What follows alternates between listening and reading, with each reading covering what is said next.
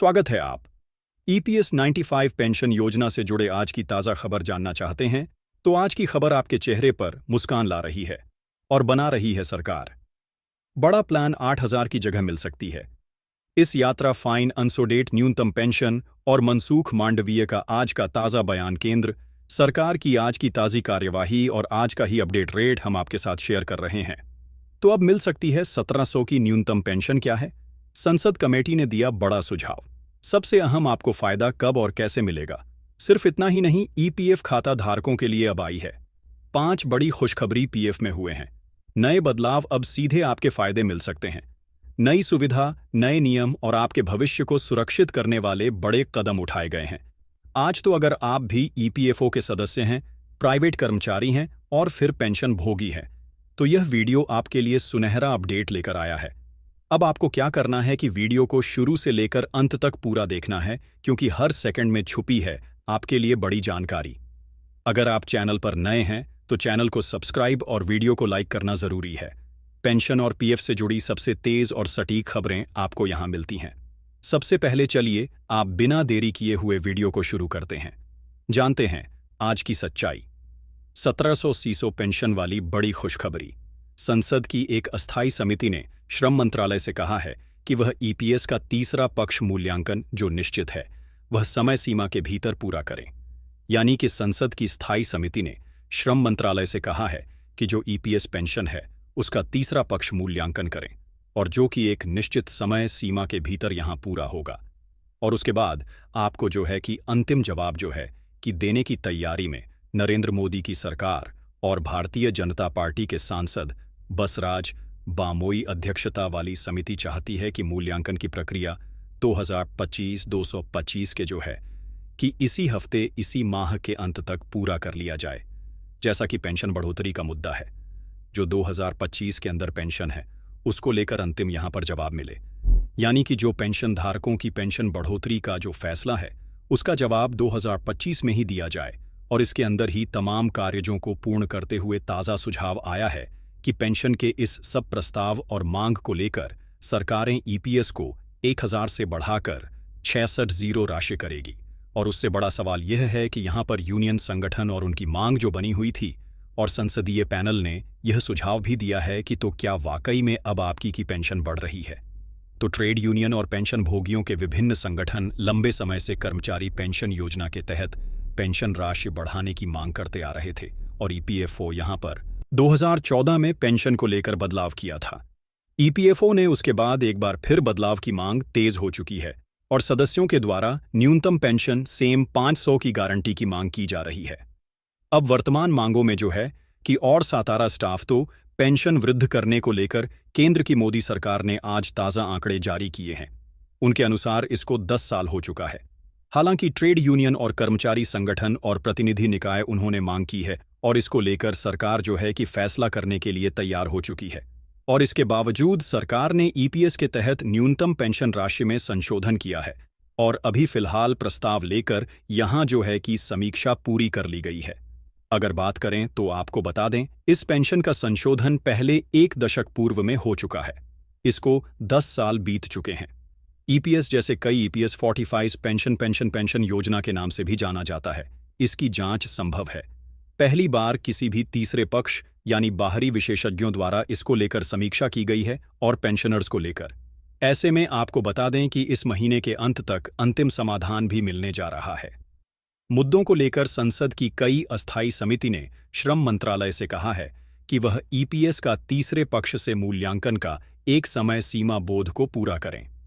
Bharatiya Janata party के सांसद बसवराज बोमई की अध्यक्षता वाली समिति चाहती है कि मूल्यांकन की जो प्रक्रिया, पेंशन बढ़ोतरी की जो प्रक्रिया 2025 के अंदर पूरी हो रही है।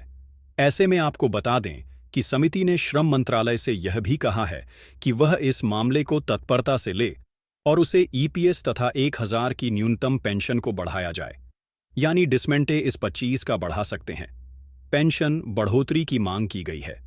समिति ने अपने रिपोर्ट में कहा है कि पिछले कुछ वर्षों से जीवन यापन की लागतें कई गुना बढ़ गई हैं। यानी कि महंगाई कई गुना बढ़ गया है, लेकिन पेंशन की कोई बढ़ोतरी नहीं हुई है। यानी कि महंगाई कई गुना बढ़ चुकी है, लेकिन पेंशन की राशि वहीं 2014 से लागू है। लेकिन इसको 1 दशक हो चुका है, जिस समय में महंगाई अब और भी बढ़ चुकी है। और इस वर्ष का ईपीएस जैसा बात करें तो ईपीएस की शुरुआत 1985 में हुई थी और इस योजना का उद्देश्य कर्मचारियों को सेवानिवृत्ति के बाद स्थायी पेंशन का आय उपलब्ध कराना। और ऐसे में यहां बात करें तो समिति ने अपने रिपोर्ट में कहा है, जिसे देखते हुए योजना को तीसरे पक्ष द्वारा मूल्यांकन कर पेंशन की राशि छाता सा प्यासों करने की अनुशंसा की गई है। समिति ने दृढ़ता से अनुशंसा की है कि यह एक कार्य का निश्चित समय सीमा के भीतर, जो है कि 1 माह के अंदर, मूल्यांकन कार्य के आधार पर पेंशन वृद्धि किया जाए। यहां पर समिति ने श्रम मंत्रालय को बताया है कि पहले तृतीय पक्ष की समीक्षा की प्रक्रिया प्रस्ताव के लिए अनुरोध है और इसके माध्यम से अगर बात करें तो इसकी शुरुआत हो चुकी है और इसका काम जो है कि अंतिम चरण में है। समिति यह चाहती है कि इसका काम 2025 के जून माह के अंत तक पूरा कर लिया जाए और सभी को ईपीएस 95 का लाभ समिति के अनुशंसा के अनुसार मिले। इससे पहले ऐसी कोई समीक्षा नहीं की गई थी। और अब बात करते हैं रिपोर्ट में आगे क्या कहा है। 2014 की तुलना में 2025 में यहाँ पर बता दें कि यह कहा गया है कि महंगाई बढ़ चुकी है और जो है कि महंगाई इतनी अत्यधिक बढ़ चुकी है कि पेंशन भोगियों का जीवन यापन संभव नहीं है। श्रम मंत्रालय ने पैनल को क्या बताया था? पेंशन के प्रस्ताव को लेकर श्रम मंत्री और उनकी समिति से बातचीत हुई, जिसमें श्रम मंत्रालय ने समिति को बताया कि ईपीएस की न्यूनतम राशि 87 का प्रस्ताव 25 में आया है, जिसे वित्त मंत्रालय भेजा गया था और वित्त मंत्रालय को मंजूरी देने के लिए कहा गया है, जो कि बजट में चर्चा के दौरान भी पूरा जो है कि चर्चा का हिस्सा था और इसको लेकर समाधान नहीं हुआ था। लेकिन पेंशन भोगियों के प्रस्ताव का समीक्षा चल रहा है, जो कि 2025 के जून माह के अंत तक समीक्षा पूर्ण कर लिया है जाएगा और अलग से अनुपूरक बजट के माध्यम से राशि की व्यवस्था की जाएगी। मंत्रालय के पास जो श्रम मंत्रालय ने प्रस्ताव भेज दिया है और यहां पर बात करें तो जो है कि श्रम पेंशन धारकों के लिए वित्त मंत्रालय यहां पर जो प्रस्ताव में, जैसा कि मांग पेंशन भोगी ने की थी, प्रतिनिधिमंडल ने वित्त मंत्रालय निर्मला सीतारमण से मिलकर जो है कि ईपीएस पेंशन बनाकर 1780-500 प्रतिमाह करने की अपनी मांग रखी थी। उसी बैठक के बाद ईपीएस पेनिसई के राष्ट्रीय आंदोलन समिति ने कहा था कि वित्त मंत्रालय ने उन्हें आश्वासन दिया है, सरकार उनकी मांगों पर गंभीरतापूर्वक विचार करेगी। तो ऐसे में इसको लेकर यहां पर पेंशन भोगियों को कई बार आश्वासन भी दिया जा चुका था। एक बार फिर से जो है कि आश्वासन दिया गया था। पिछले जो है कि कई सालों से कर्मचारी यूनियन और पेंशन राशि की बढ़ाने को मांग कर रहे हैं और बढ़ोतरी की मांग जारी है। रुपए 1700-500 बढ़ती महंगाई की भरपाई के लिए डीए का भी लाभ साथ में जरूरी है। साथ में 1700-500 पेंशन के साथ डीए की भी मांग लगातार की जा रही थी, जिसको पूरा किया जा रहा है। यहां पर मेडिकल की सुविधा डीए की मांग भी बनी हुई है, उसको लेकर फिलहाल तमाम प्रस्ताव जो है कि विचार कर लिए गए हैं। अब बात करते हैं 7 करोड़ पीएफ खाते कीजिए, उनके लिए बड़ी खुशखबरी। ईपीएफ ने किए नियमों में 5 बड़े बदलाव, 5 नए रूल आपके लिए आ चुके हैं। ईपीएफओ ने यहां पर पहला बदलाव किया है, उसके बारे में बात करते हैं। खातेदार उनके लिए बहुत ही काम की होने वाली खबर है। 5 बड़े बदलाव जो देश भर में 7 करोड़ से ज्यादा पीएफ खाते हैं, उनके पीएफ की राशि पर सीधा असर डालेंगे। कौन कौन बड़े बदलाव काम की राशि पर बड़े बदलाव का है और आरजी पीएफ खाते हैं बदलाव हैं, उनके बारे में बात करते हैं। सबसे पहले बताया है कि प्रोफाइल अपडेट करना, और पहले से अब बेहद आसान, यानी कि जो पहले से और अब आसान हो चुका है। प्रोफाइल को अपडेट करना, जैसा कि आपको अपना नाम, पिता का नाम और अन्य जानकारी भी चेंज करनी हो, जैसा कि वह वैवाहिक स्थिति जैसा कि जानकारी बदलनी हो, वह आसान हो चुकी है। और आपका आधार लिंक है तो आप ऑनलाइन भी कर सकते थे, लेकिन पहले यह आपके लिए सुविधा नहीं थी। इसमें आपको जटिल प्रक्रिया से गुजरना पड़ता था। जैसा कि आपको यूएई आधार लिंक है तो आप काम घर बैठे भी कर सकते हैं। अब बात करते हैं दूसरा बड़ा बदलाव आपके लिए क्या है। पीएफ ट्रांसफर की प्रक्रिया पहले से आसान सुगम हो चुकी है। पहले नौकरी बदलने पर पीएफ ट्रांसफर पर करना बहुत ही झंझट भरा काम था, लेकिन कंपनी के मंजूरी के बिना काम आगे नहीं बढ़ता था। यह प्रक्रिया बहुत लंबी होती थी, लेकिन अब प्रक्रिया को आसान और सरल बना दिया गया है।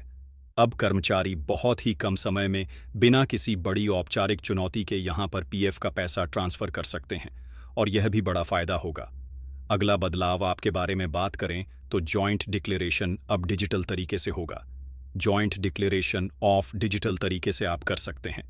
पहले भी आप इसमें जैसे कि सुविधा नहीं मिलती थी, ऑफिस में जाकर ये फॉर्म भरना पड़ता था, लेकिन जो है कि ये काम आप घर बैठे ऑनलाइन कर सकते हैं, तो ये भी बड़ा फायदा आपको मिलेगा। बात करते हैं ईपीएस व्यवस्था से भी पेंशन। आप कहीं से भी पेंशन की राशि प्राप्त कर सकते हैं। आपको विशेष बैंक से ही पेंशन मिलती थी। पेंशन प्रोसेसिंग सिस्टम लागू कर दिया गया है, जिसका फायदा अब पेंशन भोगियों को मिलेगा। अब पेंशन की राशि सीधे एनआईपीएस प्लेटफॉर्म के जरिए बैंक खाते से आप जैसे कि किसी भी बैंक से अपने खाते की जो पेंशन की राशि है वह उठा सकते हैं। भुगतान में देरी पहले होती थी, वह भी नहीं होगी। यह बड़े फायदे आपको मिलेंगे। अधिकतर वेतन पर भी पेंशन की प्रक्रिया स्पष्ट हो चुकी है, यानी कि ईपीएफओ ने कर्मचारियों के लिए ज्यादा जानकारी और स्पष्ट कर दी है।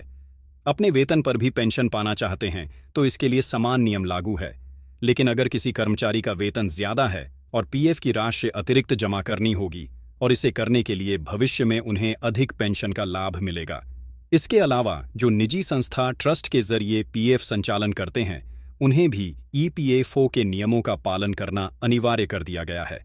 और इस सब को लेकर प्रधानमंत्री नरेंद्र मोदी की समीक्षा पूरी हो चुकी है, और इस माह के अंत तक तमाम पेंशन धारकों के पेंशन को सार-3 डीए का प्रावधान और मेडिकल सुविधा में पतितप को मुफ्त चिकित्सा सुविधा उपलब्ध करवाए जाने का कानून बनकर तैयार है।